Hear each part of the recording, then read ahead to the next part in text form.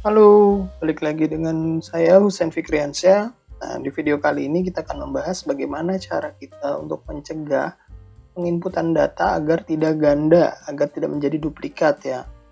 Nah, contoh datanya itu apa sih? Nah, misalnya kayak KTP, NIM, terus pokoknya baris data yang biasa kita jadikan primary key sebagai identitas suatu variabel gitu ya kan. Jadi mewakilkan sesuatu nih ID ini nih gitu. Data ini mewakilkan sesuatu.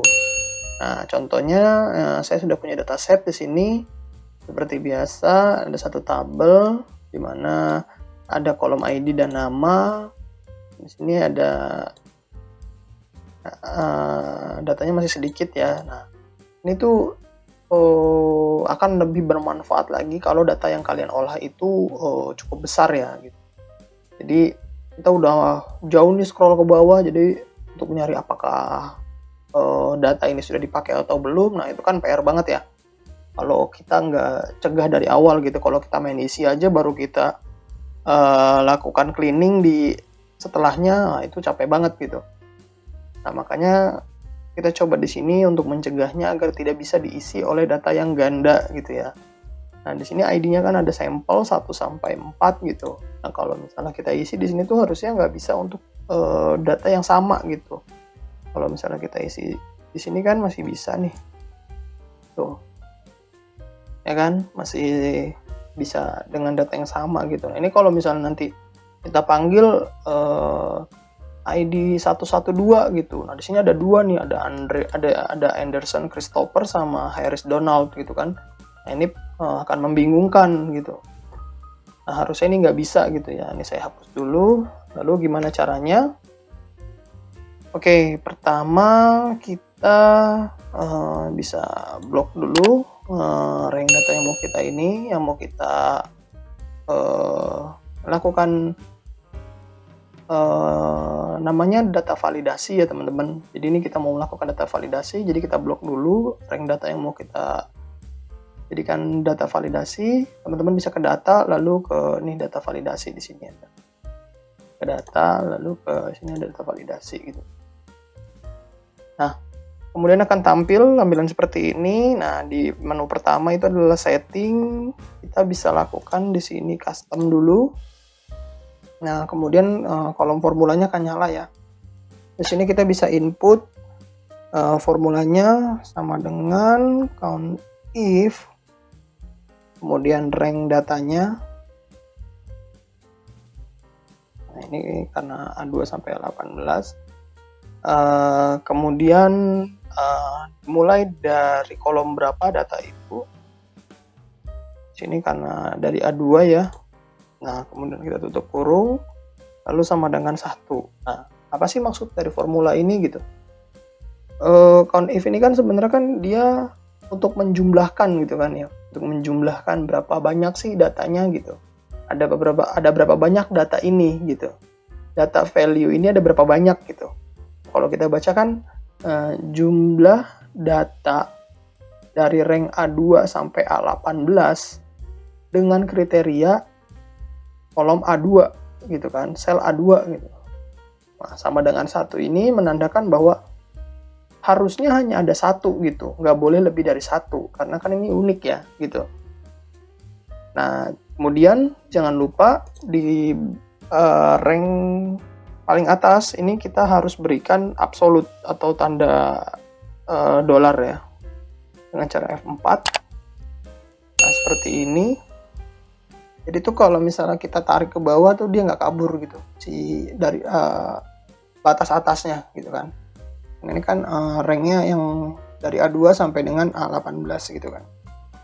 Nah setelah seperti ini kemudian kita mau memberikan error alert gitu kan. Nah ini untuk memberitahu administrator yang melakukan penginputan di sini gitu bahwa data yang kalian isi itu sama gitu. Nah ini bisa dilihat di error alert. Nah ini ada pilihan di stylenya, ada stop, warning, dan information ya teman-teman.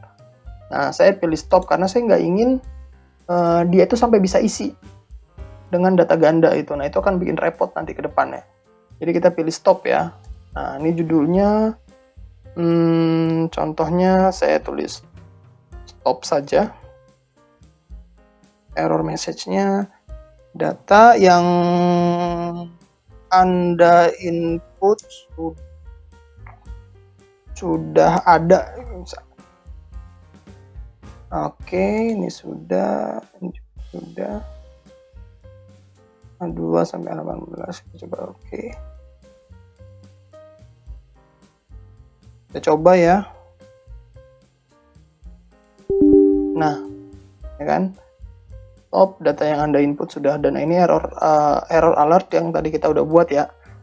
Jadi ini memberitahu si administrator yang melakukan penginputan data ini bahwa data 1002 ini udah nggak bisa dipakai karena sudah pernah diinput gitu kan. Jadi kita nggak bisa, di sini ada pilihan cuma retry, cancel, dan help gitu kan. Kalau kita retry dia nggak akan bisa. Mau di enter lagi juga nggak mau. Gitu. Jadi mau nggak mau kita harus cancel. Jadi hilang datanya. Gitu. Tapi kalau kita isi misalnya data unik yang belum ada, nah ini bisa tuh. Kalau saya mau ngisinya di sini misalnya 1601 sama. Gitu teman-teman. Nah, kalau di sini pasti bisa karena dia di luar dari rank. Gitu. Jadi di luar dari rank tadi yang sudah kita tetapkan gitu. Nah, bagaimana kalau misalnya data makin banyak ya kita rubah aja. Kita select lagi ranknya dari mana sampai mana. Kemudian pilih data validation. Nah, kalau misalnya ada tambahan, ada kolom baru yang kita select gitu, nah dia akan muncul seperti ini tuh. Gitu, the selection contains more than one type of validation gitu. Dia akan minta untuk dihapus settingan yang sebelumnya gitu kan. Nah, ini karena untuk contoh aja buat teman-teman ya, bisa nggak lakukan. Jadi intinya kalau mau menambahkan ranknya, teman-teman bisa rubah di sini pada bagian ini. Gitu.